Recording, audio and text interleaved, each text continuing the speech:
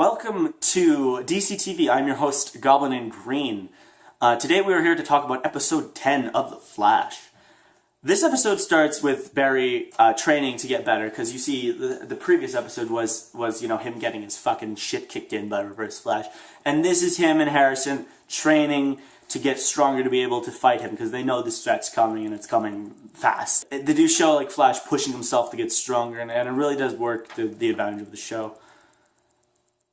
And the thing is, it does touch upon some of the later elements that are talked about later, in that it takes a while for him to get strong enough, and it feels like he is going slower. Or it feels like it's taking longer than it needs to take. And this is explained way later. They still stick with the cool joke of how he has to eat a bunch of calories and stuff, so when he's done training, he eats a burger and then throws the burger wrapper into a huge pile of fucking burger wrappers. It's pretty awesome. You gotta love these little touches that they do to this show. And, a lot of people don't really talk about it, but that's why we're here, Now, unfortunately, we are a little back to Villain of the Week. But it is a villain we've already seen. It's Captain Cold and Heatwave. Now, in their episode, in Captain Cold's episode, you kind of got a hint at Heatwave, but in this one, it's kind of coming full circle. Normally, a show would wait until, like, the later season or something to do this, but I think it's pretty clever that they do it now. They do a really good job of, smart guy, dumb guy, kind of Robert thing. But it doesn't, it doesn't feel forced, and it doesn't feel like it doesn't feel like Heatwave is particularly deficient in the mind. He's not like a fucking completely not an idiot, a fucking drooling idiot. He just thinks a lot with his kind of emotions. That's why he's Fire. Fire is unpredictable, and Fire is hot-headed and stuff, and he really sells that without it being too much. And then you have Captain Cold, who's done, again, very well. He's obviously the kind of more cool-headed one, and he pretty much plans all the robberies and just kind of uses Heatwave as muscle or whatever, because he's easier to manipulate, and he's pretty strong and a pretty good ally. Now, this show's cool because it shows that you don't necessarily need to be a speedster to kick Flash's ass, because in the first encounter, Captain Cold kind of wrecks him. It's pretty bad.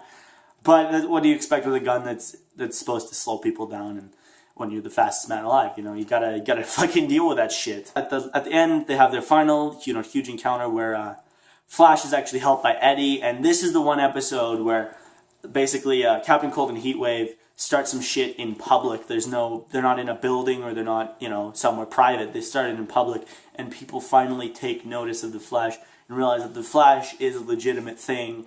And there is a cool scene with Eddie helping Barry, but it kind of does ruin a little bit of the conflict between them both. But it was a cool scene. It was pretty awesome. It shows that it's not just the Flash that's needed to solve a situation. Sometimes you do need civilians. Sometimes you need help from other people, and it really works. But at the end of the episode, they arrest Captain Cold or whatever, and they get broken out and stuff. So that's pretty much.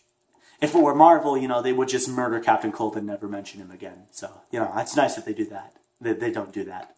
The love stuff is still a little tiresome, but you kind of power through it because of the great performances of Wentworth Miller and Dominic Parcell as Captain Cold and Heatwave, respectively.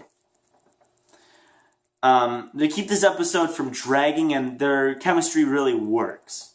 Oh, and before I forget, I love this shit with Joe and Harrison, kind of how they're having their own little conflict, because they're both trying to be mentors to Barry himself, but Joe kind of feels a bit off about Harrison. He feels that there's things that aren't being said, and there's things that are being kept from people.